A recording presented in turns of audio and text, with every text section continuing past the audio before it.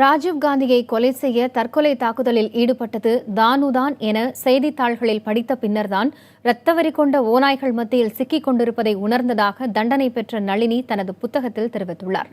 முன்னாள் பிரதமர் ராஜீவ்காந்தி கொலை வழக்கில் தண்டனை பெற்று சிறையில் இருக்கும் நளினி தன்னுடைய வாழ்க்கையை புத்தகமாக எழுதியுள்ளார். அதில் ராஜீவ்காந்தி படுகொலை தினத்தன்றும் அதன் பிறகும் என்ன நடந்தது என்பதை விவரித்துள்ளார்.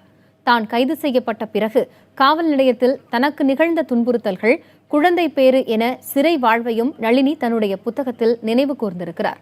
பிரியங்கா காந்தி தன்னை சந்தித்து கேட்ட கேள்விகள், அதற்கு அளித்த பதில்கள் மற்றும் தன்னுடைய குழந்தை அரித்ராவுக்கு தான் எழுதிய கடிதங்கள், தன்னுடைய கடைசி ஆசை ஆகியவற்றையும் நளினி இந்த புத்தகத்தில் விவரித்துள்ளார்.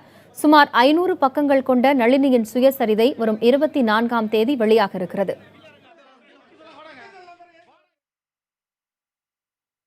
இந்த புத்தகம் கிட்டத்தட்ட ஒரு ஓராண்டுக்கு மேலாக அவங்க இதை எழுதியிருக்காங்க. பல்வேறு குறிப்புகள் எடுத்து வச்சு அதன் மூலமாக எழுதப்பட்ட இந்த புத்தகம் ஒரு ஏகலைவன் என்ற ஒரு பத்திரிகையாளரை வைத்து தொகுக்கப்பட்டுள்ளது.